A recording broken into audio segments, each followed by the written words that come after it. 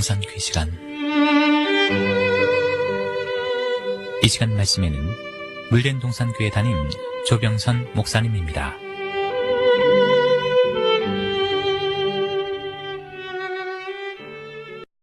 할렐루야, 물된 동산교회 조병선 목사입니다. 한 주간도 평안하셨는지요? 북한이 결국 핵실험을 감행했습니다. 이렇게 굶어가면서도 미국을 조롱하듯 핵을 만들고 핵실험을 감행하는 것은 여러분, 다니엘이 예고한 바로 62일회가 지나고 공백기 마지막과 한 일회 사이에 일어날 한 현상인 것입니다. 다니엘서 9장 26절을 보면 62일회 후에 기름 부음을 받은 자가 끊어져 없어질 것이며 장차 한 왕의 백성이 와서 그 성읍과 성소를 회포하려니와 그의 종말은 홍수에 엄몰된 같을 것이며 또 끝까지 전쟁이 있으리니 황폐할 것이 작정되었느니라 예고했습니다.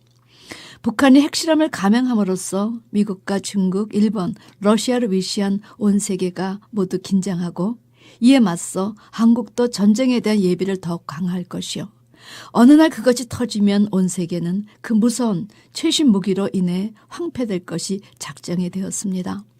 사실 북한은 그리 강한 나라가 아님에도 불구하고 육자 회담이라는 것이 있고 오랫동안 만나서도 아무런 성과가 없는 것은 단순한 북한 하나에 달린 문제가 아니기 때문입니다. 그래서 시간을 끄는 동안 북한은 3차 핵실험을 하는 위치에 오를 수 있었고 다들 불구경만 하는 꼴이 되었습니다.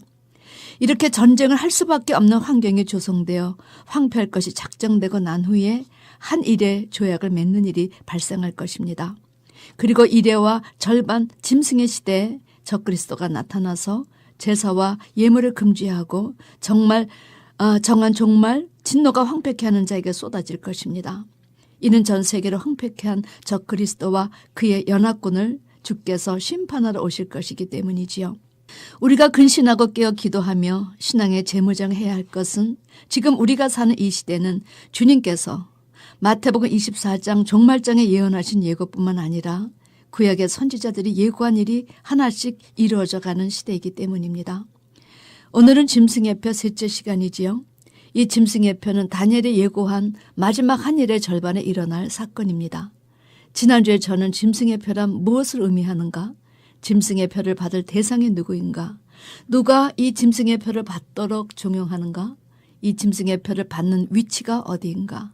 짐승의 표를 받는 목적이 무엇인가에 대해서 말씀을 나눴습니다.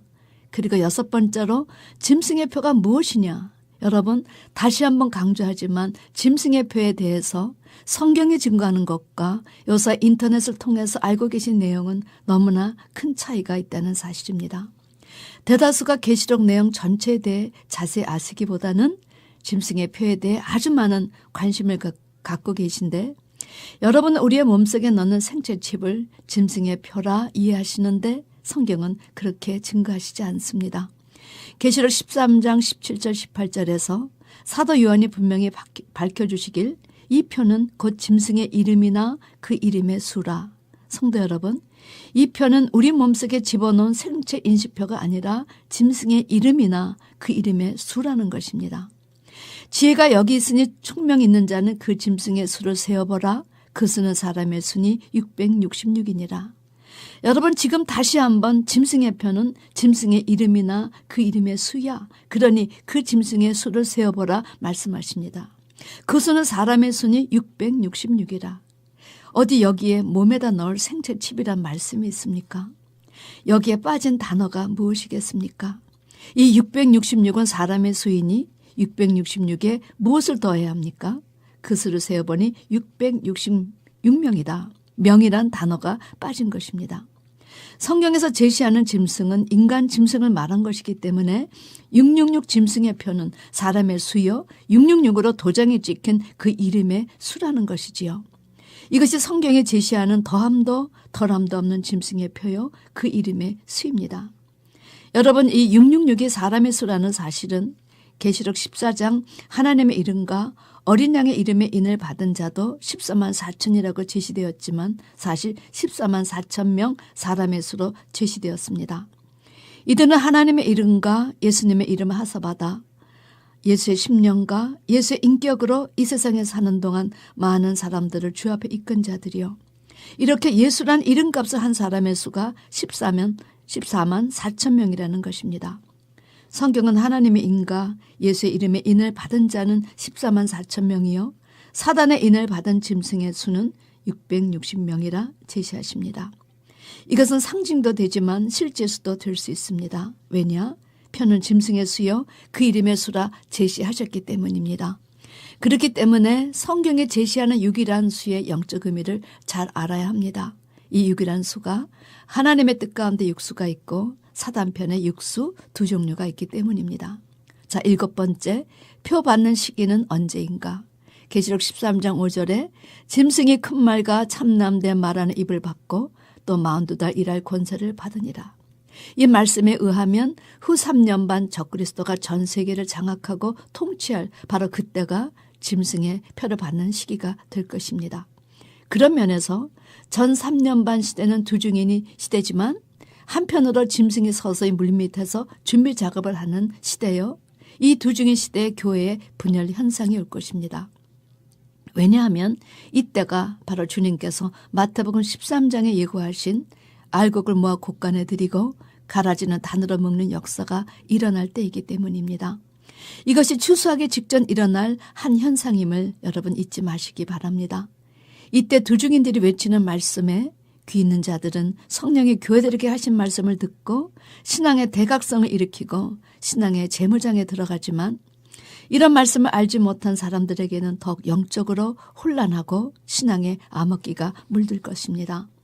두중인 시대인 전 3년 반에 오직 하나님의 부르심을 받은 성도는 하나님이 예비하신 초대교회에서 특별 양육을 받고 예수의 인격과 사상을 전수받게 됩니다.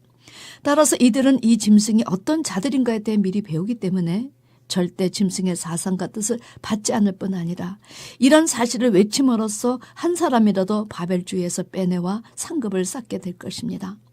그러나 이 외침을 거부하는 자들은 사단의 인본주의, 혼합주의, 물질주의에 미혹받아서 결국은 666 짐승의 표를 받고 매매표도 받게 될 것입니다. 여러분, 구약 때 신앙의 영적 혼란기가 있으면 그 다음 어떤 일이 일어났습니까? 이스라엘이 우상을 섬기고 배도하는 일이 있으면 하나님은 이방 짐승을 들어 징계를 하셨습니다. 이제 영적 이스라엘이 하나님을 제대로 섬기지 않아 신앙의 타락 현상이 와 그러면 하나님께서 마지막 7머리 마지막 타자를 등장시키셔서 징계를 하시는데 이것이 바로 후 3년 반 짐승의 시대입니다. 적그리스도는 교회가 분열 현상이 오는 이런 영적 혼란기에 전 세계를 좌지우지하려 할 것입니다. 그런 때이니까 종교적 음료들이 나서는 것이요. 적그리스도는 이 음료들을 이용해서 전 세계를 강력한 통치체제로 만들고 음료들은 그들의 신여가 돼서 경배하게 하고 짐승의 표를 받도록 강요하는 것입니다. 그리고 적그리스도가 전 세계를 통치할 때 강력한 통제 수단으로 등장하는 것이 무엇인가? 그것이 바로 매매표라는 것입니다. 사도 요한은 적그리스도가 이 매매표로 전 세계를 좌지우지할 것을 제시합니다. 이 파트에서 많은 분들이 666 짐승의 표와 매매표를 혼동하시는 것입니다. 666 짐승의 표는 사단의 영을 받은 자들의 수를 말한 것이요. 매매표는 전 세계를 강력한 통치 체제로 갖추기 위해서 매매할 때 사용할 어떤 표를 말하는 것입니다. 때문에 먼저 적그리스도와 거짓 목자들이 제시하는 사상적으로 무르익는 시기가 있습니다. 계시록 13장 4절에서 제시하여 주시지요. 용이 짐승에게 권세를 주므로 용에게 경배하며 짐승에게 경배하기를 가로되 누가 이 짐승과 같으뇨 누가 능히 이로 더불어 싸우려 하더라. 하나님을 믿는다고 하는 사람들과 세상 사람들이 용에게 경배하는 현상이 불일듯 일어난다는 것입니다. 사단이 보이는 실체가 있어 사람들이 사단에게 경배하겠습니까? 이는 사단의 영에게 잠식당한 상태를 표현한 것이지요. 짐승인 적그리스도에게 경배하며 누가 이 짐승과 같으뇨 누가 능히 이로 더불어 싸우리요. 벌써 적그리스도의 그 막강한 권세와 영향력 앞에서 굴복해서 무릎을 꿇고 믿음의 의지의 꼬리를 내려버린 것입니다. 신본주의가 아니라 완전히 인본주의가 된 것이지요. 저는 이때가 디모데후서 3장이 제시하는 고통의 시대라고 생각합니다. 이들은 겉만 믿는 사람들이지 이들의 언어와 행동은 불경건하게 이를 때였고 하나님께서 제시한 모든 것을 대적할 것입니다. 이들은 자기를 사랑했습니다. 재물과 하나님을 겸하여 섬기지 말라 하셨는데 돈을 사랑했습니다. 부모를 잘 공양하라 하셨는데 부모를 거역했습니다. 감사하라 거룩하라 하셨는데 감사치 아니하며 거룩하지 아니했습니다. 사단 마귀를 닮아 참소하며 절제하지 못하며 사나웠습니다. 이들은 선한 것을 좋아하지 않았으며 친구, 동물을 믿음이 있다고 배반하여 팔기도 합니다. 오라, 이들은 쾌락 사랑하기를 하나님 사랑하는 것보다 더하였습니다. 이런 자들의 대사를 이루어 고통하기 때문에 주께서 심판의 주로 오시는 것이지요. 자, 8번째, 짐승의 표를 받는 결과 어떤 일이 벌어집니까? 첫 번째는 진노의 포도주를 마시게 됩니다. 만일 누구든지 짐승과 그의 우상에게 경배하고 이마에나 손에 표를 받으면 그도 하나님의 진노의 포도주를 마시리니 그 진노의 잔에 섞인 것이 없이 부은 포도주라. 두 번째는 불과 유황으로 영원히 고난을 받게 됩니다. 세 번째는 밤낮 쉼을 얻지 못합니다. 네 번째는 첫째 대접의 재앙을 받게 됩니다. 자, 마지막 9번째, 이 짐승의 표를 앞둔 성도의 자세는 어떻습니까? 하나님의 계명과 예수 믿음을 지키는 인내가 필요합니다. 성도들의 인내가 여기 있나니 저희는 하나님의 계명과 예수 믿음을 지키는 자니라. 제가 목회를 하면서 깨닫는 것은 인내란 단어의 중요성입니다.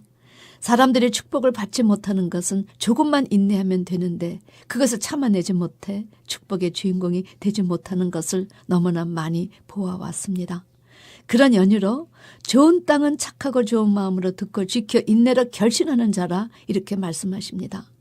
사단은 환난 전반기에는 외식으로 유혹하고 교회 분열을 가져오게 하여 교회가 교회되지 못하게 개구리 같은 더러운 영으로 역사할 것입니다.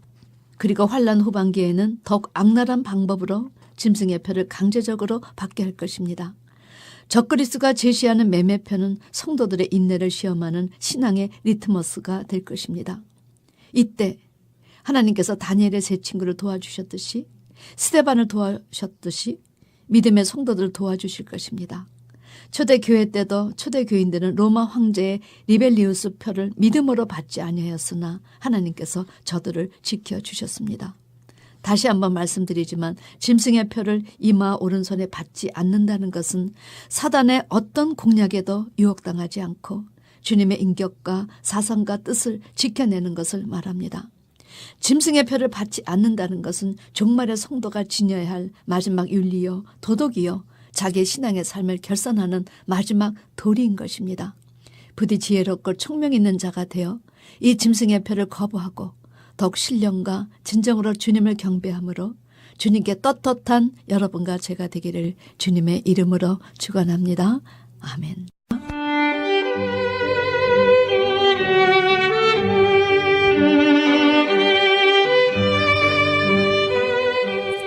지금까지 말씀에 물된 동산교회 담임 조병선 목사님이었습니다.